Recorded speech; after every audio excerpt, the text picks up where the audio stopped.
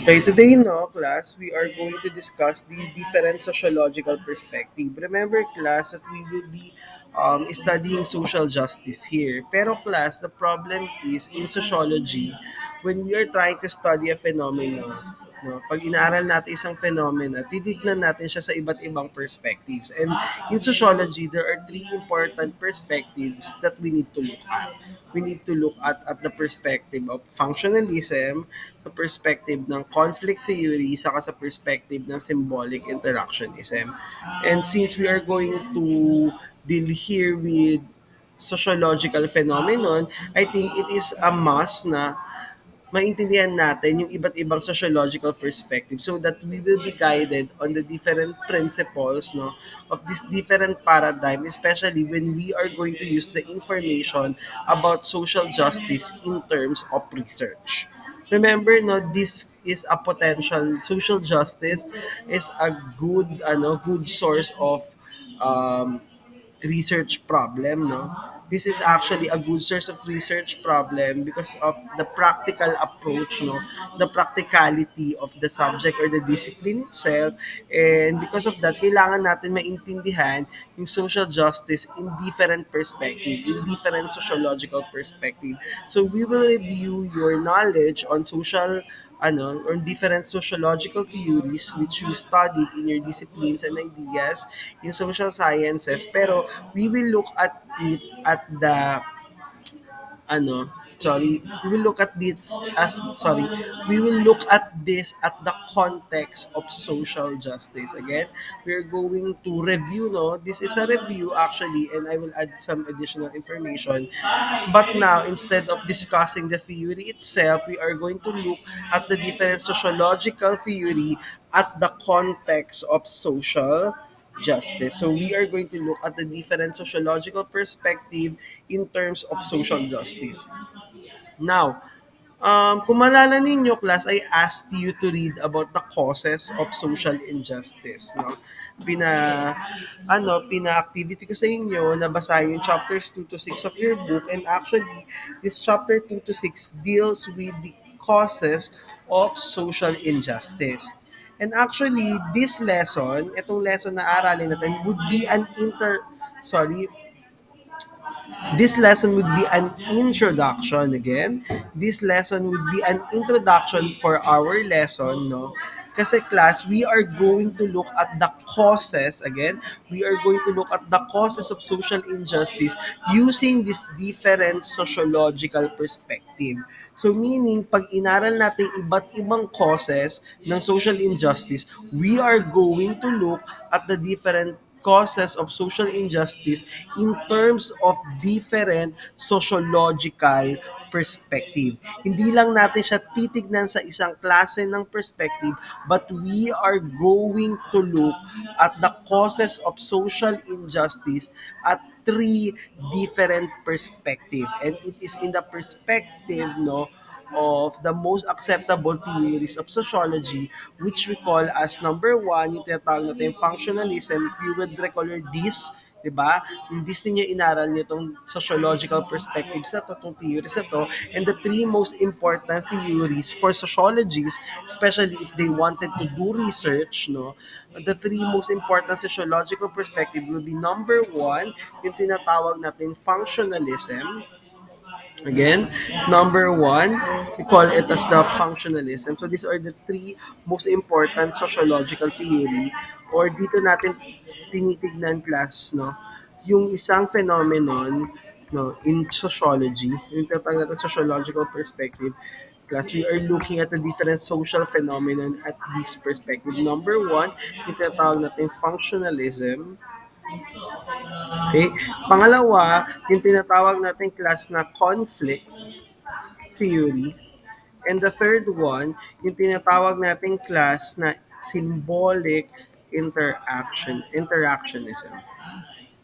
We have the symbolic interactionism.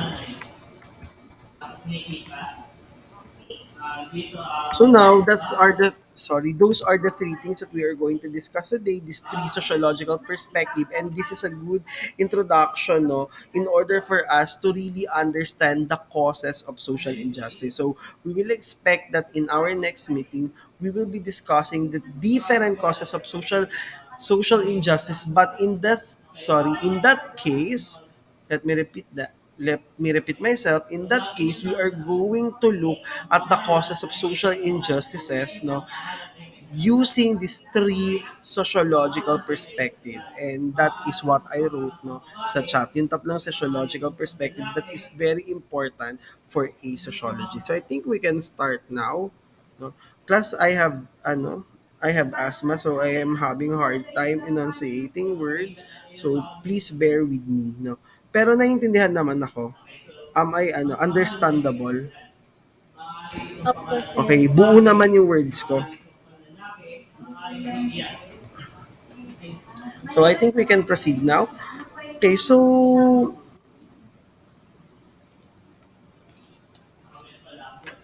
in at first, no, before we go to sociological before we discuss sociological perspective, I think the first thing that we need to understand are your social forces. Ano ba yung mga social forces that drive social phenomenon? So tatandaan ninyo that in this field, in the field of social justice, no, we need to consider two things. And the two things that we need to consider is number one, yung tinatawag nating solidarity, and second, yung tinatawag nating social control. We need to consider two things. Sorry, we need to consider these two things. It is due to the fact that at the end of the day, our aim would be solidarity. Ulitin ko, the reason why we wanted, no, to delve wins, sorry, the reason why we wanted to delve in with social justice, it is due to the fact, class, that at the end of the day, our end goal would be solidarity. Gusto natin magkaroon ng solidarity amongst the member of society. No? So that is why the concept of solidarity must be understood by people who wanted to study social justice. And also, aside from solidarity, another thing that is very important is to understand what is social control. It is due to the fact naman, class, that social control is the driving force bakit yung mga members ng society would act in a specific way. So let us try to understand what is solidarity and what is social control. Okay, let us take first solidarity. When we are speaking, class, of solidarity, we are speaking of the level of connectedness of an individual or a member of a society to their environment. And dito, pag sinabi nating environment, we are not speaking of the immediate environment of the member of the society or of the individual, but we are referring to their social environment. Hindi natural environment ang pinag-uusapan natin dito. Ang pinag-uusapan natin dito is the social environment. So when we are speaking, class, of solidarity, we are actually speaking of how connected a member of society is to their social environment. For example, we have Abby, no? Abby is a member of her society. She is a member of a family, a member of a community, a member of a school institution, no? Those are social environment, and the level of how connected is she to her family, the level of how is she connected to her school, the level of how she is connected to her community, no, is actually what you call as solidarity. So pag sinabi pala natin solidarity, what we are actually measuring there is the level of connectedness. Gaano ka ka-connected sa yung social environment. And that is what we call as solidarity. And actually, in terms of social justice, solidarity is our actual aim. We wanted each member of the society to have this certain level of connectedness to the society. Where, class, tong connectedness na to would grant them what? Would grant them equity. no, it would grant them equity, would provide them, no, yung connectedness na to na tinatawag natin, yung solidarity natin, would give them equity or would give them the privilege that they need, no, so that they can be at par with the other members of the society. So yun yung tinatawag nating solidarity, no. So that is your solidarity. Now, aside from solidarity, we also need to have an understanding of what you call as social control. Okay, pag sinabi nating social control, it is the driving force of the social action of each member of the society. Tatandaan ninyo, class, lahat tayo as member of the society, meron tayong mga actions. No? Meron tayong mga personal actions. And these personal actions, class, are sometimes driven by what we call as social control. And tong social control na to, it would defend, no, kung ano ang driving force, no. Sa iba't ibang klase ng sociological perspective, may iba't ibang klase tayo ng driving force. If we would use functionalism, again, if you would use functionalism as your sociological perspective, ma-realize mo or maiisip mo na this social control, ang main driving force natin would be the structure of the society. Kasi in functionalism, we believe that it is the structure of the society itself that drives personal and social action. If you are going to use naman conflict theory, ang titignan natin dito as the source of social control would be the drive for power. Kasi sabi according to the conflict theory, power is actually part of the society. And this power is the one that motivates, no, how person acts in his or her society. Samantalang, if you're going to use the perspective of symbolic interactionism naman, the social control there is how do we associate symbols with meaning. So meaning, class, the social control, the driving force of the action of each members of the society would differ depending on what kind of sociological perspective you are looking at. It would depend kung functionalism ba yung ginamit mong sociological perspective, if you are using interactionism, or if you are using conflict theory as your sociological perspective in looking at this driving force that causes personal and social action. So it would depend on the social paradigm, no, or sociological perspective that you are looking at. So in terms of social justice, I think these are the two things that we must understand. Ito tawag nating solidarity or our connectedness to our social environment. And second, ano yung nagda-drive dun sa personal action ng isang individual, which we know as the social control. And keep this in mind, social control would depend on the sociological perspective you are trying to look at. No? Nakadepende kung anong framework mo tinitignan yung social control, kung anong magiging driving force ng personal at social action ng bawat member ng society. But the thing here is that at the end of the day, despite this social control, no, despite this driving forces of personal action, no, at the end of the day, our end goal will be solidarity. We wanted each member of the society to have a certain level of connectedness to their society. And the reason for this certain level of connectedness is you wanted them to benefit from their own society. You wanted each member to have these specific privileges that would help them to be at par with each other. Okay, before I proceed to the different sociological perspective, is everything clear? Do you have questions? Maliwanag ba, class? Okay, yes. Sino yung nagtanong? Okay, okay. So it's clear. So I think I can continue. Now, class, we are now going to look at the different sociological perspective, no? Tulad nga ng sabi ko, there are three important sociological perspective we must consider, especially if we are going to look at social justice. And these three sociological perspective, class, na titignan natin would be the three. We have the structural and functional theory or the structuralism or yung tatawag natin functionalism. Second, we have what we call as the conflict theory, and the third one, yung tinatawag natin symbolic interactionism. And we need to understand this sociological perspective kasi we wanted to look at the causes of injustice and also the social problem that is existing in the society. Throughout the course class, throughout this subject, titignan natin yung mga causes, no?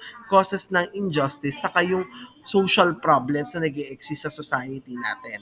And in order for us to understand that causes of injustices, and in order for us to understand yung mga social problem na hinaharap ng isang society, it's best for us to see it at different perspective.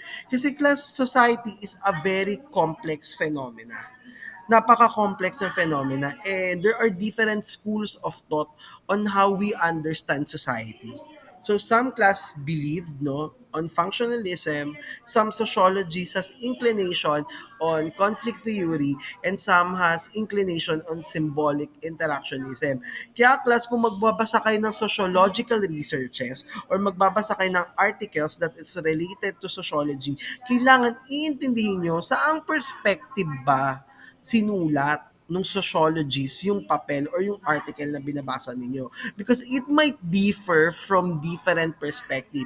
Not all perspective in sociology is the same. That's why medyo complex ang sociology. It is complex in a sense that different perspectives yields different interpretation.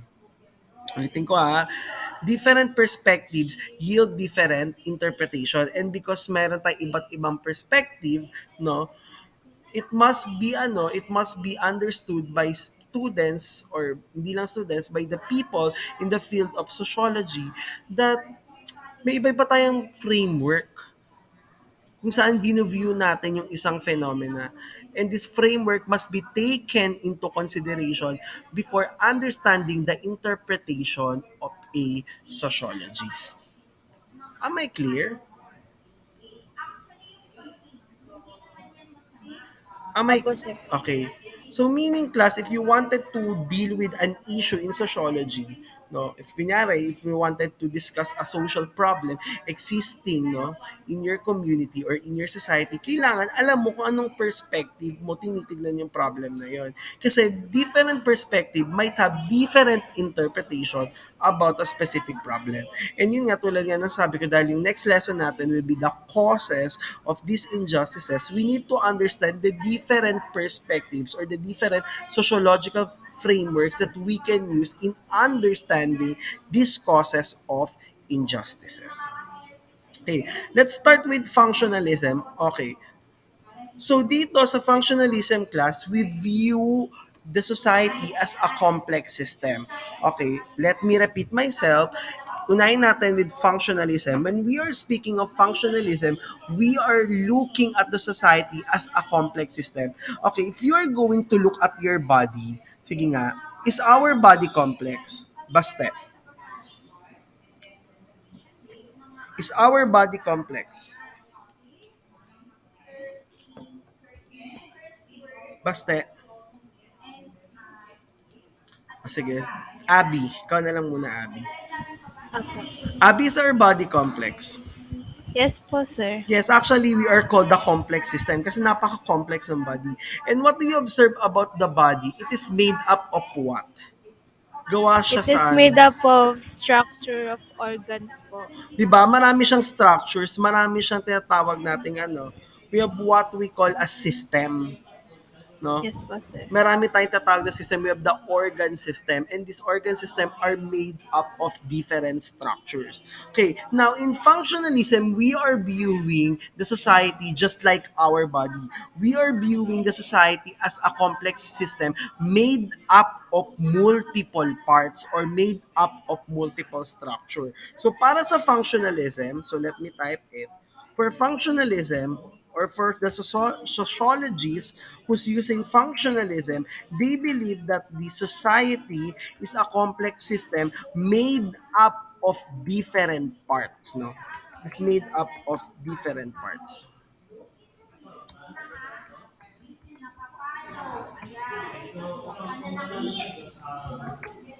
So in functionalism, it is a belief that the society is made up of different parts, or it is actually made up of different structure. At ang tawag natin sa bawat parts ng society, yung bawat structure ng society, we are calling it a social structure. So dito, class, in functionalism, each part of the society is what we call a social structure. So example, class, ng social structure are your family, your school, the hospital, the barangay, the government. Those are what we call a social structure. At ang society raw natin, just like the human body is a complex system that is made up of different parts working together, the same is true rin with our society. It is actually a complex system made up, instead of different parts, it is made up of different social structure. And the thing is, with this social structure, kaya sila nag-e-exist. The reason why the social structure exists, it is all because they have what we call as essential function. Tulad ng katawan, di ba? Yung puso, ano bang function ng puso, ng heart? It is to pump blood. Anong function ng brain, no? To process cognitive thoughts, no?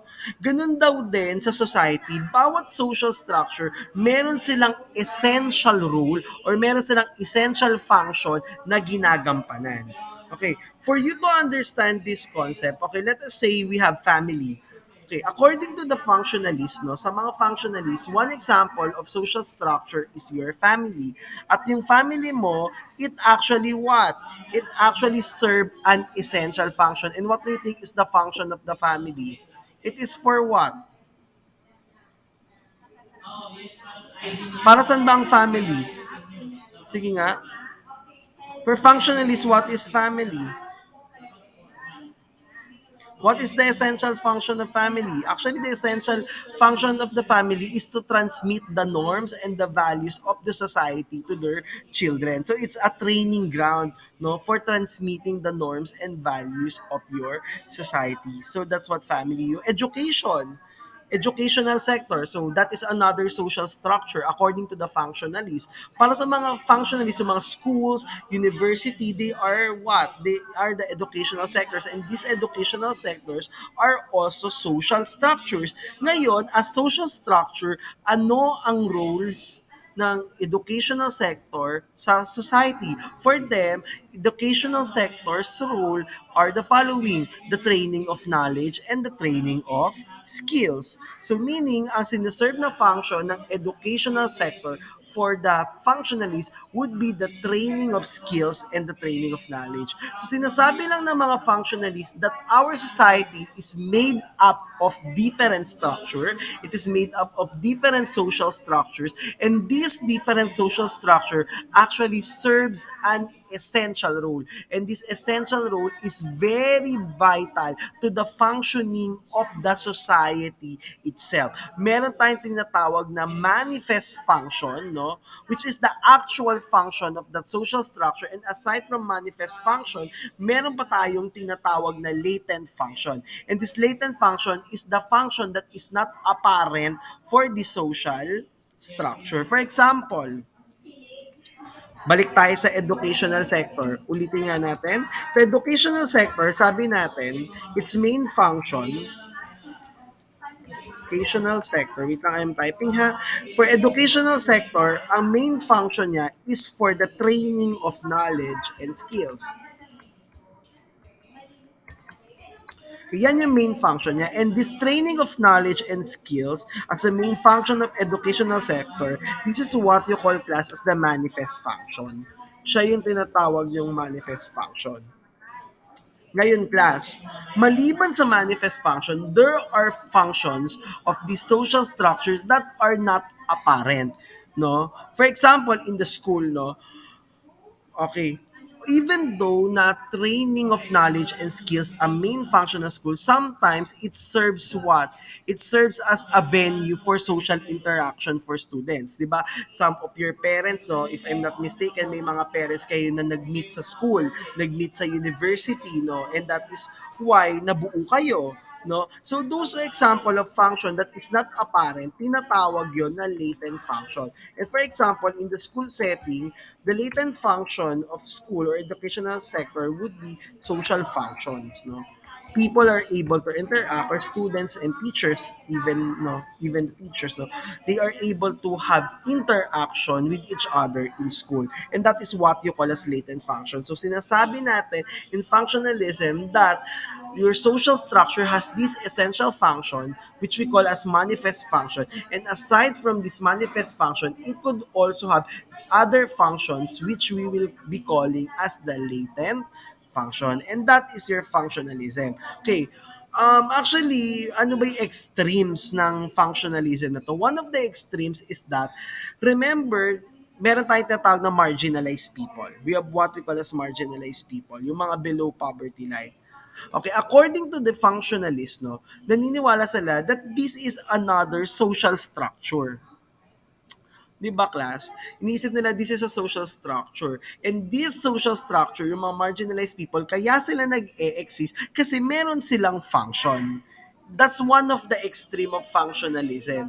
Nakita ninyo, no? If we are going to look at poverty in the paradigm of functionalism, sinasabi sa functionalism na ang poverty, no, ang pagiging marginalized is serving a good function to your society. Kasi, class, it is believed by the functionalists na pag mawawala yung mga marginalized, pag mawawala yung social structure na yan, mawawala ng bibigyan ng service yung social workers, yung gumagawa ng mga outreach. Kasi, class, nag-e-exist, di ba, if you would observe, nag-e-exist yung mga company na nagbibigay ng social work services.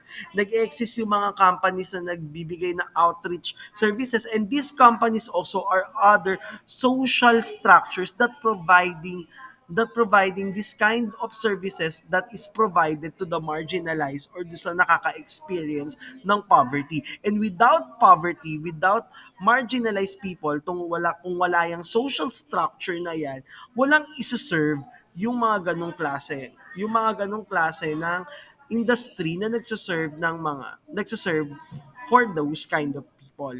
Naintindihan? So meaning, even the poverty itself, even being marginalized, is considered as a social structure in functionalism. At this dysfunction, tawag kasi sa kanya dysfunction na eh, no? Kasi may negative effect siya. And this dysfunction, even though dysfunction siya, it might have a good function, which is to what? Which is to be the target people or of the members of the society who give service to this kind of condition. Naiintindihan, class? So, sa functionalism, it is a belief that social structure exists for a function. Even poverty itself, it has a role in the society. That's the extreme of functionalism. Any question? Yes, Joey. Sir, may ask lang po ako. Sir, paano po kunwari, sir, yung structure ko po ngayon is student, pero paano pag tinanggal po ako doon sa group na yon, tapos i-mark na lang po ko as individual na nag-iisa, sir? Pwede pa din po ba akong makonsider as functionalism po Kung na ako lang po perspective ng mag-isa? functionalism, each member should be a member of a structure. And yun nga lang yung mga members ng society natin na they can be part of different structure. Tulad mo, Joey, sige nga, sang social structures ka part? In what social structures are you a member of? Sir, sa Sa family po, school, family, sa school, school po, ano pa? sa church, Sa sir. church, what else? May work ka? Wala po. Wala. Business lang, sir. Business, oh, pwede kang pumasok sa business sector. So those are your social structures. Mm. Ngayon, in functionalism kasi, hindi ka pwede maging individual member kasi you are looking here, listen you are looking at the society here at the macro level. Again, you are looking at the society here at the macro level and not in the micro level. So meaning, ikaw as an individual would not in this perspective, in this functionalist perspective, you as an individual is not significant if you would look at yourself as a member of the society, but magiging significant ka lang if you are a member of the society as a part of a social structure.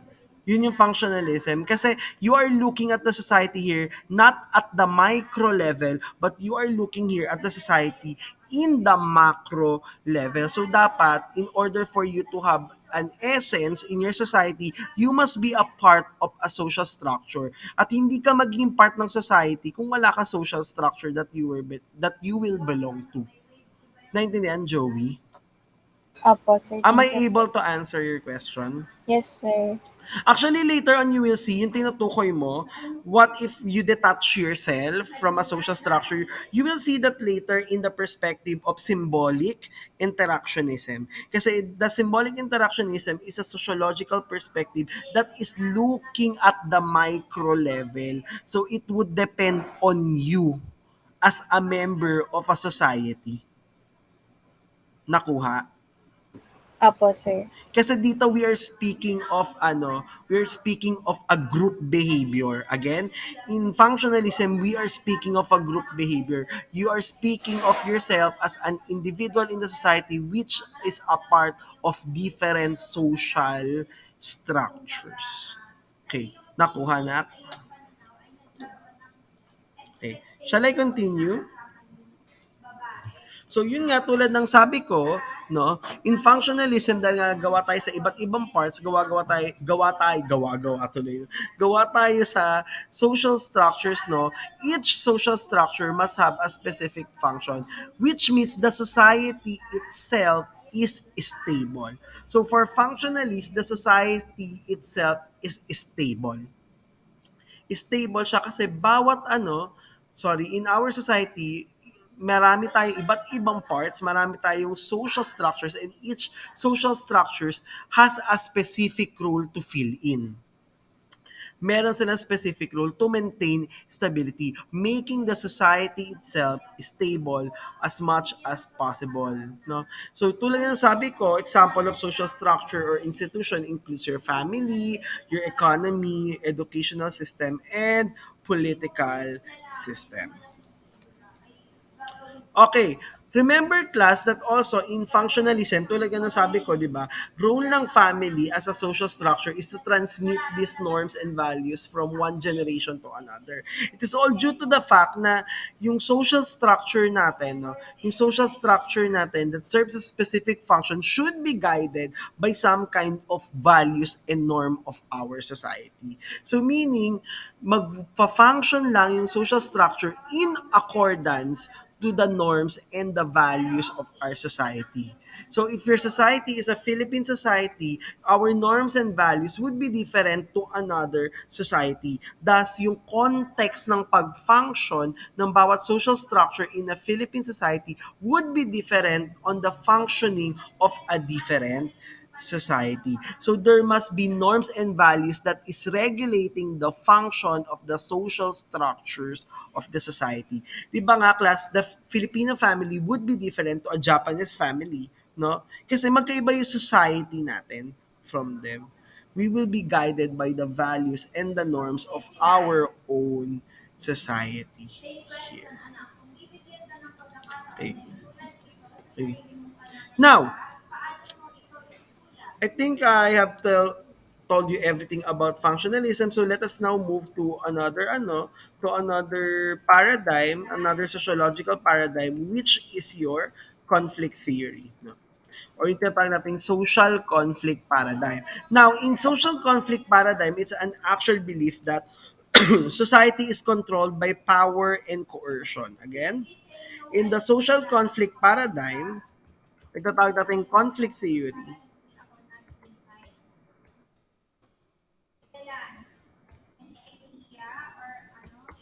Actually, it's a society controlled by power, no? It's a society controlled by power and coercion.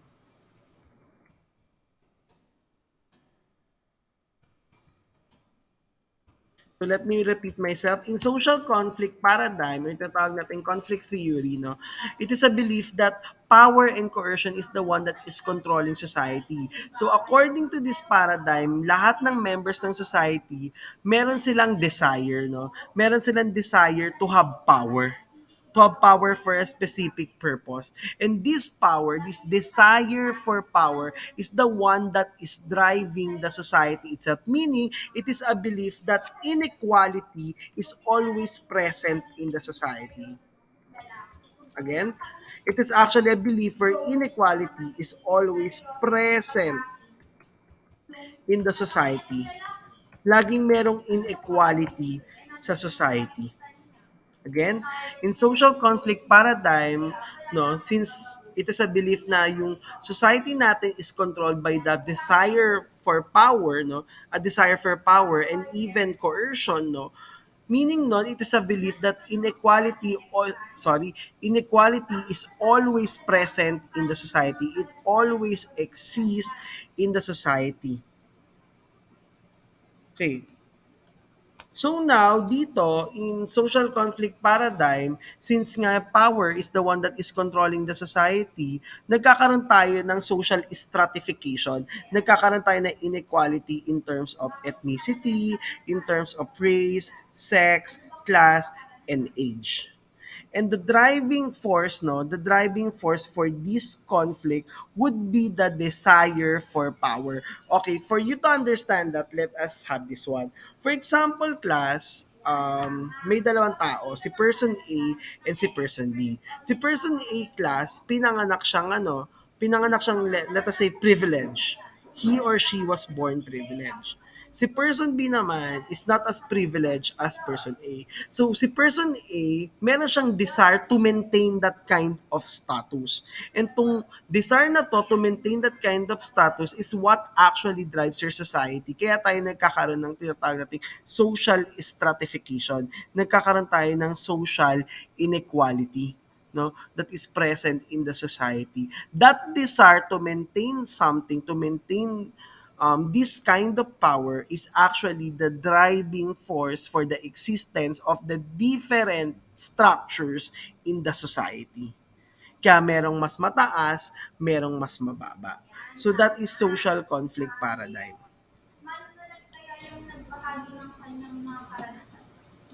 Okay. So according to this theory, no, the society is always what? Is always unequal. Lagi siyang unequal. People would always struggle for a resource or would always struggle for power. Hindi lang resource, we are not only speaking here of resource, but we are speaking here of some kind of inherent power, no, inherent power to maintain a thing.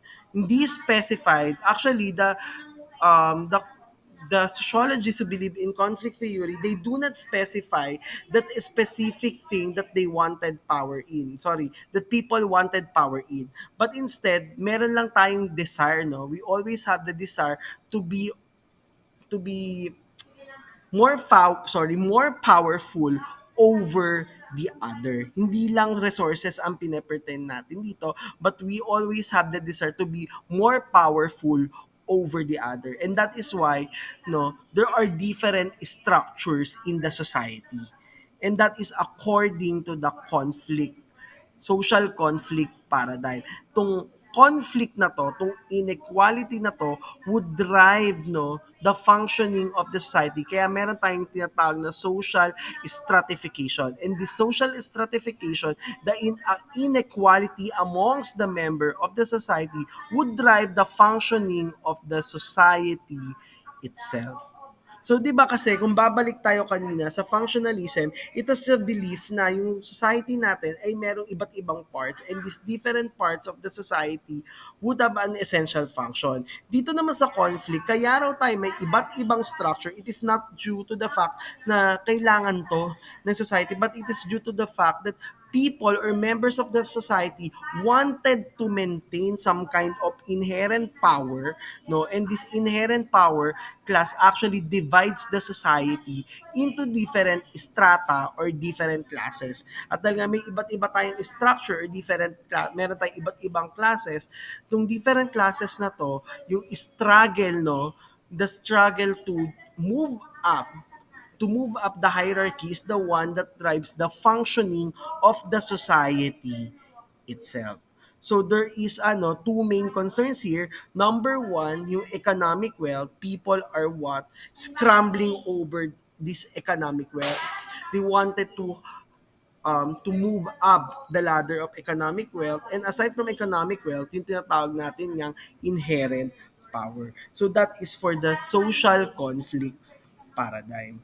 Yun yung driving force ng society natin according to the conflict perspective. Actually, class, if you would analyze this one, there is some kind of domination, di ba? There is what we call a desire of domination among members of society in this kind of paradigm. No?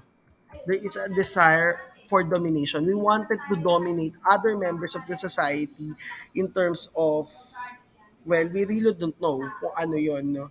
But there is always a desire in us, meron laging desire sa atin that we wanted to dominate others.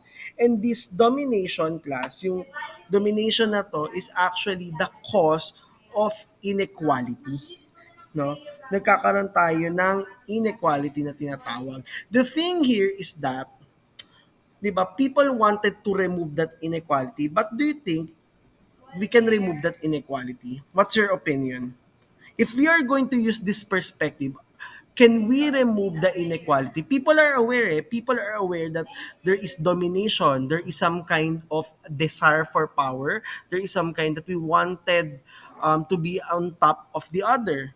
Now, if that is a desire, no, that we know, alam natin na may desire tayo, no, at alam natin, aside from having a desire, that people in the society are treated unequal, kung alam natin yon, can we overthrow this kind of system? Palagay nyo. Joey, what do you think? Yes, Joey. Sir, I don't think so po. Bakit? Sir, kasi every time po na meron pong change sa society, nga sir, mayroon pong movement para mag-change po ng isang bagay.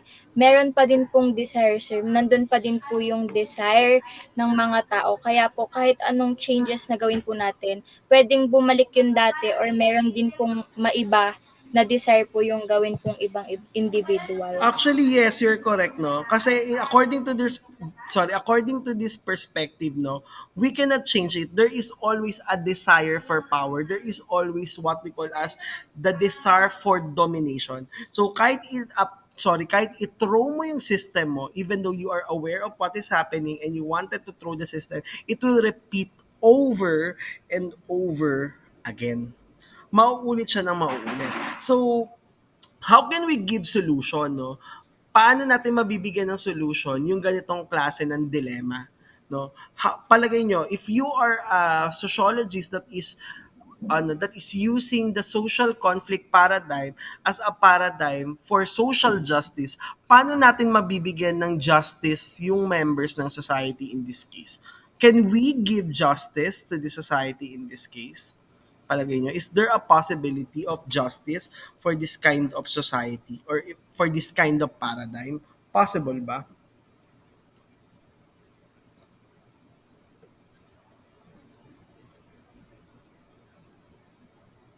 Is it possible?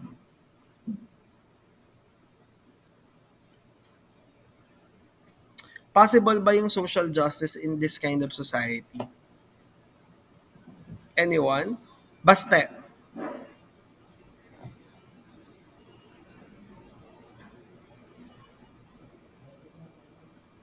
Wala si Baste. Kyla, what do you think? Possible ba yung justice in this kind of society? Cheska, Yes po. is social justice possible in this kind of society? No po, I don't think so. Bakit ginagamit siya ng sociologist as a sociological perspective if hindi pala possible yung social justice in this kind of society? What do you think?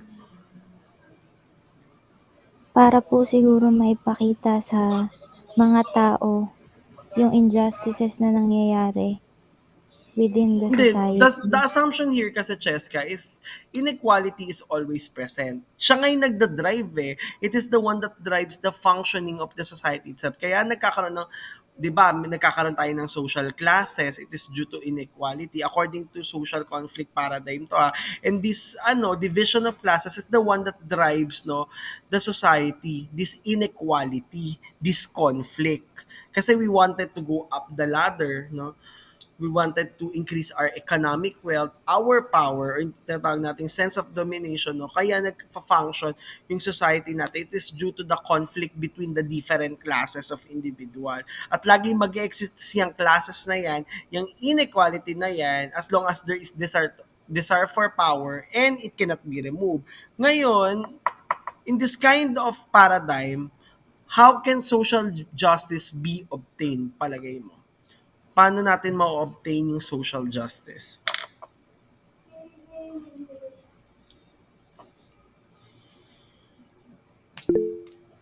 Okay, someone is raising his or her hand. Sige, Abby. Sir, try ko lang po siya kasi I'm thinking po, you're going to get social justice kapag ikaw po mismo yung kumuha. What do you mean? If, Sige, if you're explain the one further. who wants to to climb up that ladder, then you're gonna get the justice you deserve po. Eh, di ba, kung let us say, sige, you climbed up that ladder, o naka-climb up ka ng ladder mo, hindi pa meron ka ring desire for power there? And at the Yes end of po, the day, sir. what about na yung mga taong naiwan mo sa baba? Sir, meron din po silang desire for power. So, meron din po silang driving force. Actually, all of, you can use that, no? Pero, that's a very good explanation. Possible rin na meron sa desire for power. Pero, ang tanong ko, how can justice be obtained in that kind of scenario? Like, for me, sir, sa akin lang po, justice can be obtained by yourself lang For po. yourself. That is for Opo. yourself. And what about for the whole society itself? Hindi naman pwedeng for ourselves lang dito. Okay. Sir, Yes. baka po kapag, di ba, when you climbed up that ladder na kapag nasa taas ka na, you can help those po who are experiencing injustice Actually, that's within the correct, no? society. Tanong, bakit ka magkakaroon ng kamuwangan, no? Sa Tagalog, kamuwangan yun, no? Bakit ka magkakaroon ng desire na tulungan sila in the first place? Sige nga. Kasi nakikita mo po yung mga injustice na So, nangyayari meaning there and is you, what? you There is what you call experience. yung based on your experience. Pero anong tawag doon? Can you recall? Mm, Your Ds. You recall your Ds. Meron tayong tinatawag na we have what we call as, thank you, Cheska, we have what we call class as the class consciousness. Meron tayong tinatawag meron tayong class tinatawag na class consciousness. Pag sinabi yung class consciousness, no, yung mga people that is born sa mababang strata, they are aware of their status, no? And the people born on the upper strata, they are also aware of their status and the status below them.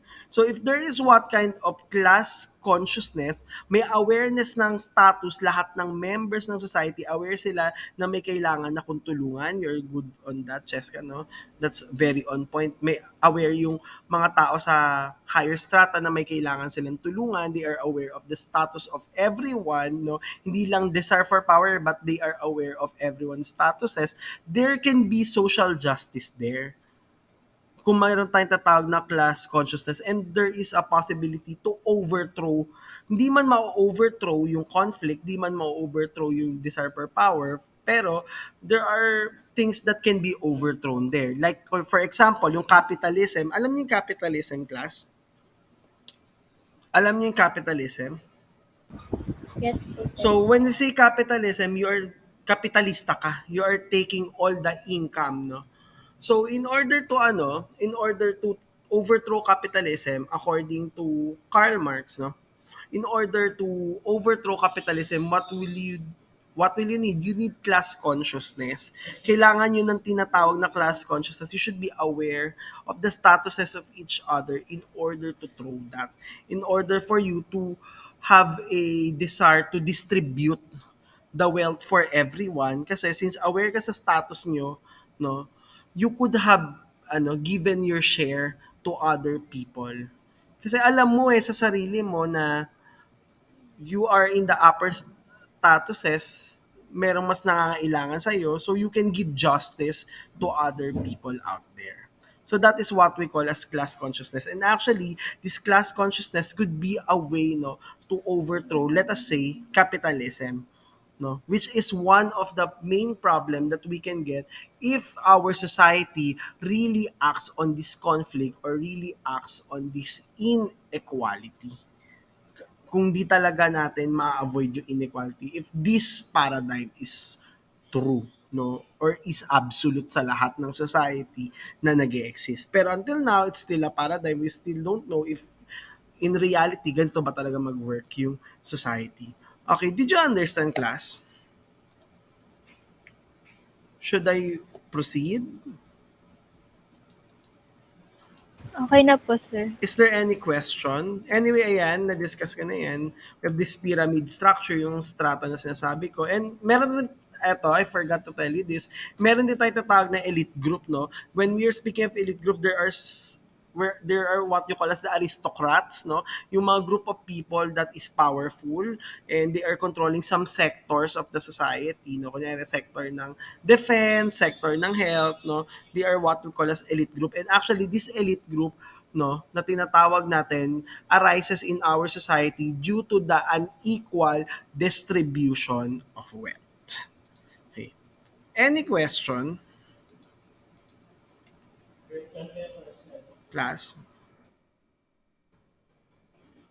Any question? May tanong pa ba? None po. Okay, shall I proceed?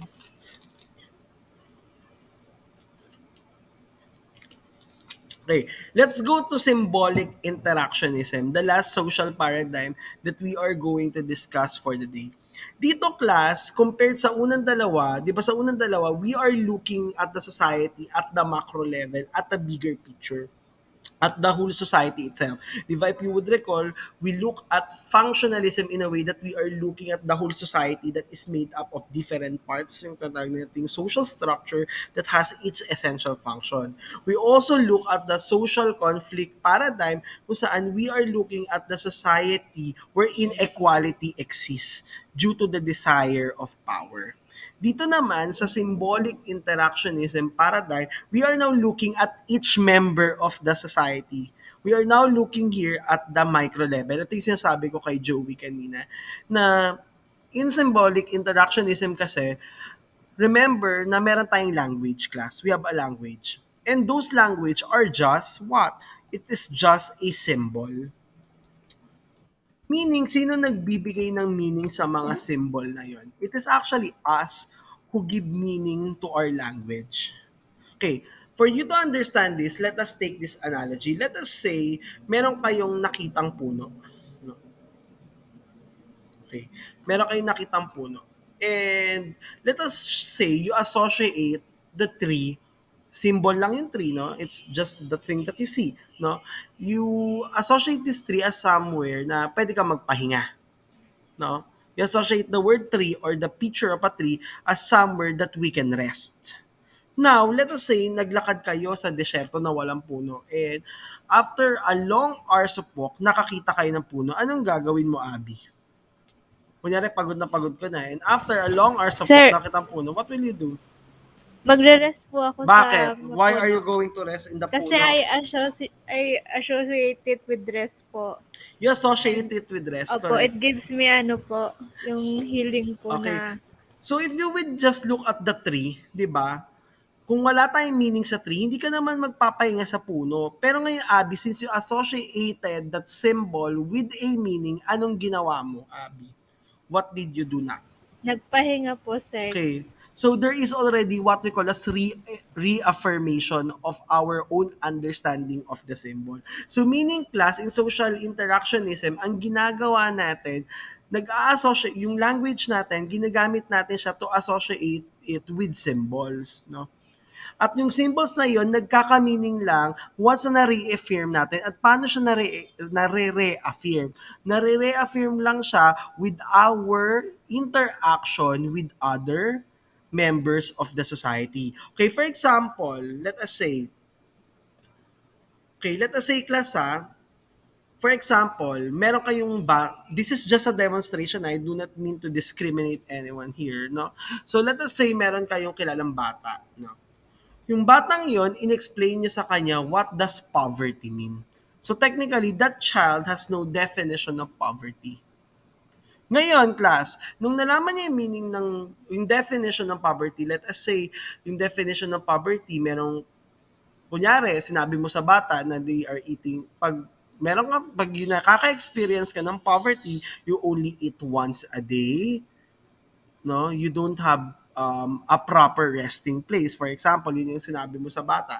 So, meaning, yung poverty, yung word na yun, the symbol, nag-associate ka ng meaning doon. Now, if the children, with his or her interaction, with his or her social environment, nakita niya na hindi, with his or her interaction na isang beses lang siya kumain, no, sa isang araw, tapos nagkataon siguro na wala silang maayos na napagpahingahan during that day, anong iisipin ng bata na yun? What would the child think? Mahirap po. Iisipin niya mahirap siya. So meaning, the understanding for a specific symbol is reaffirmed by his or her interaction at yung tinatawag nating social interaction. So meaning class, sinong magbibigay ng meaning who will give an understanding of a certain symbol in a society, it is you, the member of the society. Kaya nga class, 'di ba, yung word na good day in kunyari, the word good day in the Philippines would be different with the word good day in Australia. When I say good day here in the Philippines, anong meaning nun? Sige nga. Magandang Araw. araw, sir. Sabihin niyo sa Australia, magagalit sa inyo yung tao. Bakit? When you say good day in Australia, what does it mean? It means a bad day. Nakita nyo? Did you see class that if you would observe there, no, kung makikita ninyo na yung meaning na ina-associate natin with symbol would differ from one society over the other. It is how the members of the society would give meaning to a symbol, and usually this meaning or understanding of a symbol given by the member of the society is reaffirmed or confirmed by the interaction that is happening inside the society. At class, according to this social interactionism, no, kung pare-pareho tayo ng understanding ng symbol, if we have the same understanding of symbol within our society, meron tayong shared reality na tinatawag natin. We have this called shared reality. If we have this shared reality, doon nagkakaroon ng tinatawag nating social order. So kung pare-pareho tayo ng pagkakaintindi sa symbol, there will be social order. Okay? Did you understand, class? So, yun nga, tulad nga ng sabi ko, when I'm speaking of social interactionism, we are looking at how our communication influences the interaction with other individual. Diba? We associate meaning, no, with a symbol, and this meaning that we associate the meaning that we associated to a symbol, no, would help us interact with other people, and this interaction, no, would reaffirm what is our understanding of a given symbol. So tatandaan nyo, all symbols should be arbitrary, pero tayo as individual who are part of the society, we are the one who will give meaning to this symbol based on our culture, values, and belief. And this meaning that we associate with symbol is usually reaffirmed by our interaction. And it also affects how we interact with the members of the society. Okay, ayan, tulad ng sabi ko, paano tayo magkaka-social order? We can have social order if we have shared reality, if we have the same understanding of different symbols. Okay, now, if we are going to sum it up, no, okay, we are going to sum it up. So these are the three sociological paradigms that we are going to use throughout this course. Ito yung gagamitin natin paradigms to analyze the causes of social inequalities and also to assess the different social problem. And these three would be the functionalism, the social conflict paradigm, and the symbolic interactionism. And these are the kind of questions that we can ask with these different paradigms. Okay, class, any question? May tanong, class. Sorry. Do you have any question?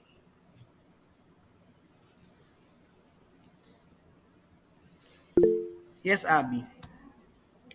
Sir, bakit dun sa textbook, they mostly use po yung feminist perspective? Actually, kasi ang feminist perspective is another example of conflict, social conflict theory. Sorry, social conflict paradigm. Yun nga lang, dito, anong source ng conflict natin sa feminist? The source of conflict would be gender. So it actually falls also under conflict theory.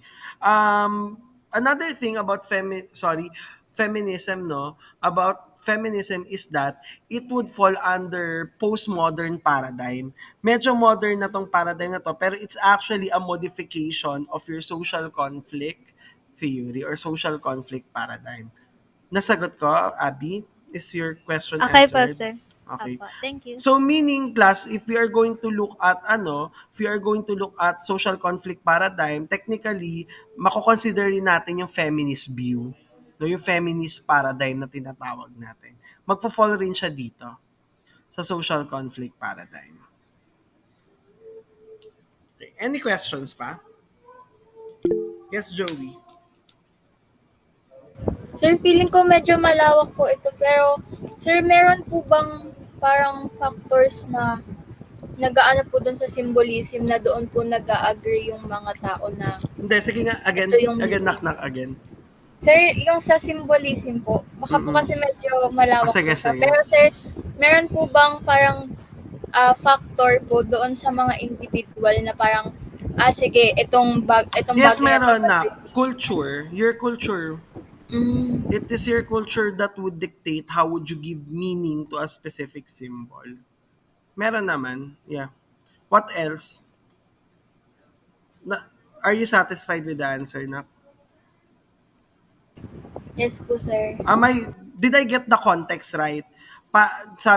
Tinatanong mo is paano na-associate ng mga individual yung meaning sa isang symbol. Tama ba? Opo. Am I Opo, sir. getting the, okay. So, I answered it. Tama? I mean, did you understand my answer or you're expecting Opo, sir. another? Okay, good. What else?